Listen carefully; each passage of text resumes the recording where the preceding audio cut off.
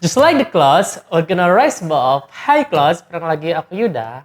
Gak kerasa ya teman-teman, ini video kelima. Buat teman-teman yang belum menonton video sebelumnya, jangan lupa tonton. Dan buat teman-teman yang belum subscribe, jangan lupa subscribe. Dan juga like, komen di video-video sebelumnya dan juga di video ini. Oke clouds, sebelumnya itu kita udah bahas ya tentang beberapa materi, khususnya itu adalah ujian terseram di FK. Pasti teman-teman tahu kan ujian terseram di FK itu apa? Tidak lain dan tidak bukan adalah SOKA. Nah, buat ujian SOKA itu memang harus dipersiapkan dengan sebaik mungkin.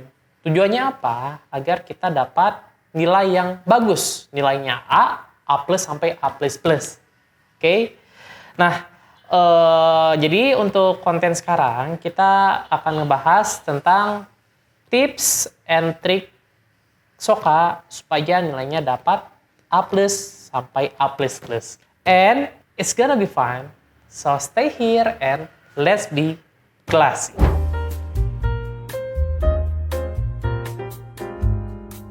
Oke, clouds. Jadi untuk persiapan SOKA, aku bakal bagi menjadi dua persiapan.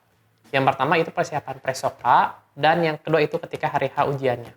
Ya, untuk persiapan pre-SOKA, yang teman-teman harus siapkan itu adalah gaya belajar.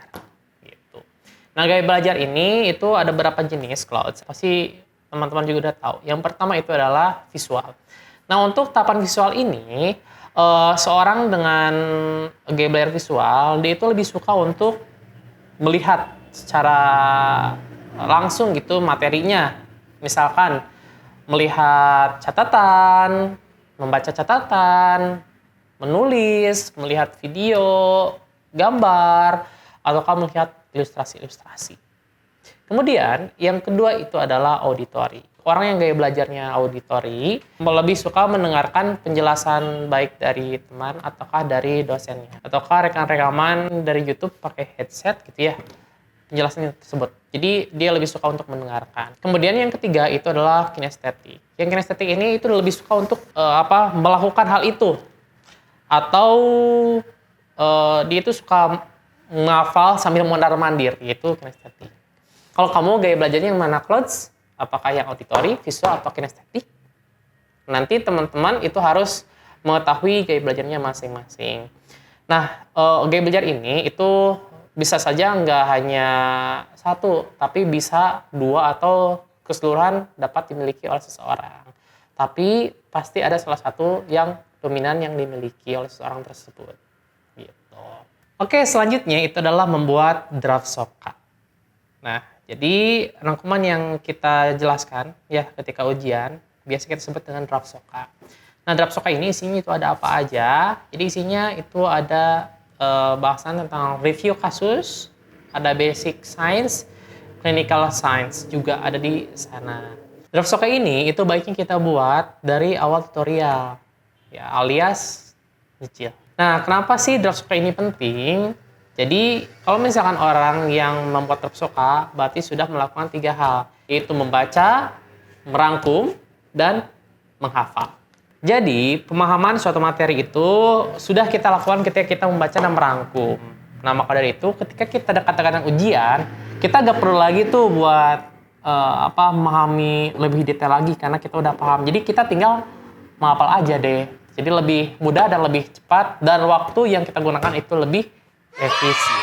Yang ketiga itu adalah membuat mind map. Jadi, untuk mengetahui konsep penyakitnya itu seperti apa, alangkah baiknya kita membuat suatu mind map atau kerangka berpikir. Ya, jalan berpikir kita untuk mengetahui gitu dari keluhan utama sampai dengan penyakitnya itu apa, itu dari mind map tersebut.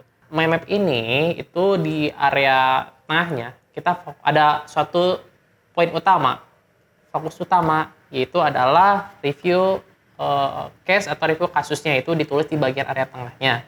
Kemudian kita buat bridging dari poin tersebut, sehingga bridging ini akan menunjukkan materi apa aja yang kita harus siapkan di mind map atau yang akan kita jelaskan gitu. Nah, contohnya kayak gini. Pasien usia 40 tahun. Keluhan utamanya itu adalah gangguan pendengaran. Bridgingnya apa? Jadi mengalami keluhan pendengaran atau sulit mendengar, sehingga materi yang akan kita jelaskan yaitu adalah anatomi dan fisiologi dari telinga. Nah, pokoknya kayak gitu ya, misalkan ke sana gitu ya untuk anatominya. Ataukah satu lagi bridgingnya misalkan dari pasien ini juga mengalami gangguan pendengaran, sehingga di sini saya akan menjelaskan tentang klinikalnya itu adalah gangguan pendengaran. Ya, pokoknya bridgingnya itu seperti itu ya, Clouds. Yang keempat itu adalah manajemen waktu untuk belajar soka. Nah, jadi kasus yang kita pelajari di soka itu banyak ya materinya, dan juga banyak kasus yang harus kita pelajari. Maka dari itu, kita harus mempersiapkan waktu jauh-jauh hari untuk menghafal. Biasanya sih kalau aku itu maksimal 1 minggu sebelum ujian itu udah mulai menghafal materi soka. Nah, kenapa gitu ya? Karena kalau misalnya kita melakukan sistem kebut semalam, materi yang kita kuasai itu belum tentu semuanya maksimal.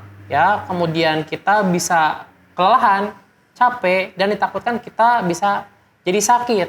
Efeknya nanti apa? Nanti ketika ujian sokanya, malah kita tidak fit dan tidak maksimal. Dan berefek nanti nilainya akan anjlok. Jadi, ingat ya Clouds, harus belajar jauh-jauh hari. Oke, selanjutnya yang kelima itu adalah latihan sesuai dengan waktu ujian. Artinya apa? Jadi, teman-teman itu harus berlatih, mencoba untuk menjelaskan materi selama 20 menit sesuai dengan waktu ujiannya gitu. Dengan cara apa? Misalkan teman-teman itu menggunakan timer atau stopwatch gitu ya selama 20 menit, kemudian teman-teman mencoba menjelaskan materi tersebut. Dan teman-teman cek gitu apakah tepat waktu selama 20 menit atau tidak. Apabila tidak tepat, kemudian teman-teman evaluasi ada tidak materi yang harus ditambahkan ataukah harus dikurangi. Nah, selain untuk menjelaskan suatu materi juga, teman-teman pun harus belajar untuk membuat mind map dan juga pattern mekanisme selama 10 menit. Gitu. Jadi, pas ujian teman-teman udah terbiasa gitu selama 20 menit untuk menjelaskan dan membuat pattern mekanisme dan mind map pun sudah terbiasa itu selama 10 menit. Jadi, sempurna ketika ujian. Yang keenam itu adalah hindari hafal cangkem di mahasiswa, karena tujuannya itu adalah yang penting lulus. Tapi menurut aku, alangkah baiknya kita itu menghafal secara detail dan betul-betul paham gitu ya apa yang kita hafalkan dan apa yang akan kita jelaskan. Karena belum tentu apa yang akan diujikan gitu ya sama dengan apa yang kita pelajari pada saat tutorial. Ya, jadi istilahnya walaupun nanti ketika ujian itu nanti soalnya dibolak-balik, pertanyaannya, materi-materinya itu dibolak-balik, teman-teman masih bisa menjelaskan hal itu secara betul, secara detail gitu. Dan jika teman-teman itu paham dengan materi yang akan teman-teman jelaskan, berarti teman-teman itu punya reasoning atau alasan kenapa sih saya menjelaskan itu. Gitu. Sehingga teorinya itu betul-betul tersampaikan dan betul-betul sesuai dengan checklistan dari pengujinya. Gitu. Kemudian yang ketujuh atau yang terakhir itu adalah be kind and be happy. Jadi jangan lupa untuk berdoa, meminta bantuan, tolong gitu ya kepada Allah, ataukah meminta doa, minta restu kepada orang tua. Karena seberapapun usaha kita, akan tetapi ada faktor yang lain penentu kelulusan kita. Itu adalah faktor X, itu adalah faktor doa. Baik dari orang tua ataupun dari teman-teman sekitar yang mendoakan kita gitu. Nah, dan jangan lupa juga teman-teman, ketika kita menghafalkan sesuatu atau belajar sesuatu harus dalam kondisi yang bahagia. Jadi materi yang kita pelajari itu mudah kita hafal atau mudah kita serap atau mudah kita pahami gitu. Nah, kemudian kalau misalnya nih teman-teman itu dalam kondisi yang capek, lelah gitu ya menghadapi ujian, ya, it's okay. Teman-teman istirahat dulu, mencari suasana baru dulu, sehingga teman-teman itu moodnya itu balik lagi dan lebih bersemangat lagi untuk menghafal. Oke, Clouds. Untuk tips selanjutnya nanti akan dijelaskan oleh Triksi. Triksi! Hi Clouds, now it's time for me, Trixie, to give you the tips and trick on the day of the exam atau hari H SOKA. Yang pertama itu adalah bacalah kasus dengan teliti. Nah, kita tahu kan bahwa SOKA ini yang diujiankan itu beberapa kasus atau bahkan bisa lebih dari 10 kasus. Oleh karena itu jangan sampai salah diagnosis ya Clouds. Dan nanti saat hari H ujian, ketika dibagikan soal, kalian itu harus baca kasus dengan teliti, dengan seksama, tapi jangan terlalu cepat, namun jangan terlalu lambat juga gitu. Jadi jangan sampai menghabiskan waktu hanya dengan membaca kasus. Nah, kalian itu harus lihat dari keluhan utamanya terlebih dahulu. Ketika kalian udah tahu nih keluhan utamanya apa, kalian setidaknya bisa menyortir kira-kira diagnosis mana aja nih yang tidak berkaitan dengan keluhan utama tersebut. Selain itu juga kalian harus paham setiap ciri khas dari masing-masing kasus dan juga kalian harus paham alasan kenapa pasien ini tuh didiagnosis penyakit A atau penyakit B atau yang lainnya, supaya kalau misalnya nanti saat ujian kasusnya dibulak-balik atau diganti sedikit juga kalian tetap bisa menjelaskannya dengan baik. Dan selain itu juga aku punya tips nih gimana caranya kalian bisa baca dengan waktu yang cukup gitu, nggak terlalu cepat, nggak terlalu lambat, tapi tetap benar gitu untuk nanti diagnosisnya. Nah, caranya itu kalian bisa baca dengan cepat, tapi jangan terlalu ya. Dan di situ kalian langsung temukan poin-poin utama dari page tersebut gitu. Nah, ketika sudah menemukan poin-poin utamanya, langsung di otak kalian berpikir kira-kira diagnosisnya ini mengarah ke diagnosis yang mana. Yang kedua adalah perhatikan cara penyampaian yang baik. So, penyampaian yang baik itu adalah dengan menggunakan kalimat yang terstruktur dan kalimat yang tidak bertele-tele. Nah, yang harus kalian perhatikan juga adalah kalian bisa mengeraskan atau menekankan poin utama yang akan kalian jelaskan atau semacam judul dari materi yang akan kalian jelaskan. Karena nanti itu penguji akan menilai berdasarkan checklistan yang mereka punya. Jadi gimana nih caranya penguji itu bisa tahu kalau kita udah menjelaskan hal tersebut yang ada di checklistan tersebut, tapi waktu itu kan singkat ya, dan juga kita tuh kecepatan ngomong itu cepat, bahkan mungkin penguji tuh nggak akan denger kita ngomong apa. Nah, oleh karena itu, supaya pengujinya tahu nih kita udah jelasin list A atau B atau C atau sebagainya tuh kita dengan menekankan poin atau judul materi tersebut. Contohnya itu seperti ini. Misalnya, aku mau menjelaskan tentang anatomi telinga. Jadi di sini saya mendapatkan pasien laki-laki dengan keluhan utama adanya gangguan pendengaran. Oleh karena itu menandakan adanya masalah di telinga. Maka saya akan menjelaskan mengenai anatomi telinga. Telinga itu adalah organ pendengaran dan keseimbangan yang terbagi menjadi 3 bagian. Ada external ear, middle ear, dan internal ear. Nah, dari situ kalian bisa sadarkan bahwa aku itu lebih menekankan pada saat berbicara anatomi telinga. Jadi judul dari materi yang aku sampaikan dan juga aku tekankan di poin utama dari materi-materi yang aku jelaskan. Itu aku tekankan di bagian eksternal, middle, dan juga internal ear. Jadi intinya kalian harus menekankan poin utamanya supaya nanti itu tercentreng di checklistan tersebut. Yang ketiga adalah harus ada reasoning. Nah, tadi sebelumnya Yuda udah mention ya bahwa kita tuh harus punya reasoning ketika kita menjelaskan suatu materi. Nah, sekarang aku akan kasih contoh gimana sih reasoning yang bisa kita jelaskan ketika ujian. So, contohnya kasus yang kita ambil adalah hepatocellular carcinoma atau sederhananya kanker di hati. Oke, jadi reasoning ini bisa diambil dari beberapa hal. Yang pertama, bisa diambil dari hasil anamnesis. Ini contohnya aku mau menjelaskan tentang metabolisme bilirubin ya. Nah, gimana nih caranya kita ambil bridging untuk jelasin metabolisme bilirubin ini. Jadi contohnya seperti ini. Pada pasien ini, seorang laki-laki berusia 50 tahun datang dengan keluhan utama adalah kulit kekuningan. Di mana kulit kekuningan ini terjadi akibat adanya masalah di metabolisme bilirubin. Oleh karena itu, saya akan menjelaskan mengenai metabolisme bilirubin. Nah, jadi itu kaitannya. Yang kedua, reasoning itu bisa diambil berdasarkan atau dari pemeriksaan, baik itu pemeriksaan penunjang atau pemeriksaan fisik. Ini aku mau contohkan ambil dari pemeriksaan penunjang, yaitu aku mau bahas tentang enzim hepatosit. Contohnya seperti ini. Dari hasil pemeriksaan penunjang ditemukan bahwa ALT pasien itu meningkat, di mana ALT ini adalah salah satu contoh enzim hepatosit. Oleh karena itu, saya akan menjelaskan mengenai enzim hepatosit. Atau contoh lainnya aku mau jelasin tentang hepar. Dan aku ambilnya itu dari pemeriksaan fisiknya. Jadi, pada pasien ini ditemukan dari hasil pemeriksaan fisiknya adanya hepatosplenomegali, di mana menandakan adanya masalah di hepar, maka saya akan menjelaskan mengenai anatomi dan histologi dari hepar. Contohnya kayak gitu. Yang terakhir, reasoning ini bisa kita ambil dari diagnosis. Jadi contohnya seperti ini. Pasien ini didiagnosis hepatocellular carcinoma, di mana hepatocellular carcinoma ini adalah bentuk neoplasma yang malignan. Oleh karena itu, saya akan menjelaskan mengenai neoplasma. Jadi kayak gitu ya Clouds, kira-kira gambarannya gimana sih kamu tuh bisa ngambil reasoning atau bridging dari semua materi yang kamu jelasin. Itu itu tuh bisa nandain bahwa kita tuh ngerti gitu tentang kasus tersebut. Jadi nggak asal aja kita tuh ngejelasin A, B, C tanpa tahu kenapa sih kita jelasin hal itu di kasus ini.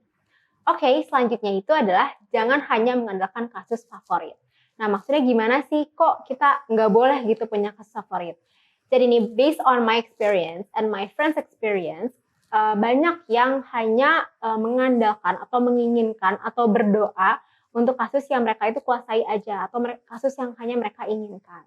Nah, kalau aku pribadi sebisa mungkin aku itu kalau berdoa selalu mintanya agar dilancarkan kasus apapun gitu dan dengan dosen apapun gitu. Karena aku takutnya faktor hoki aku atau faktor luck aku tuh nggak berhasil gitu, nggak jalan ketika hari H dan ketika aku hanya mengandalkan 1 ataupun 2 kasus dan ketika aku mendapatkan kasus yang nggak sesuai sama apa yang aku inginkan tuh jadinya aku blank, terus aku nggak bisa jelasin apapun. Itu ketakutan pribadi aku gitu dan ini juga terjadi, this happen di beberapa teman-teman aku gitu yang ketika dia dapat kasus yang nggak diinginkan mereka malah jadi blank. So, sebisa mungkin jangan mengandalkan hanya 1 kasus atau 2 kasus favorit ya guys. Kalian harus berusaha dan berdoa bahwa kalian itu siap untuk menghadapi kasus apapun.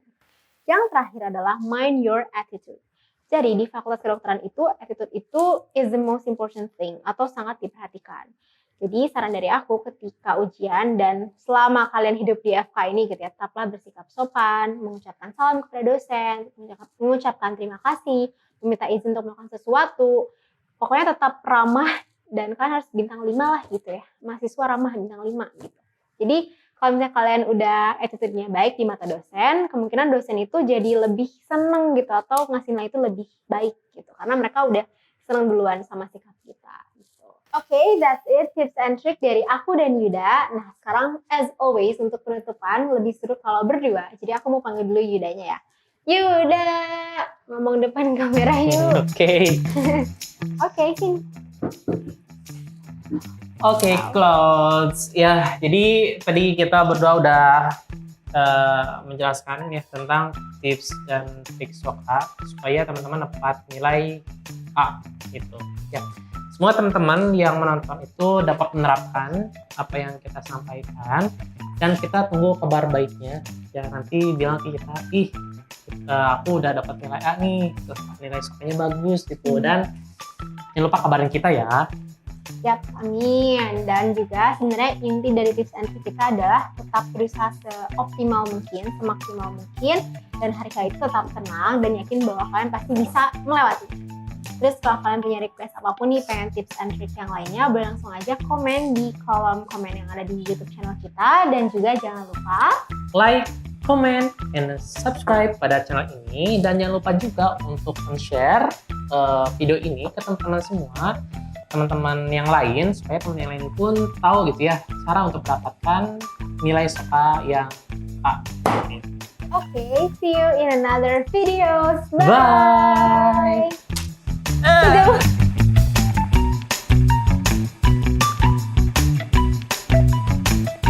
Harap bahwa aku lupa tadi ngomong apa.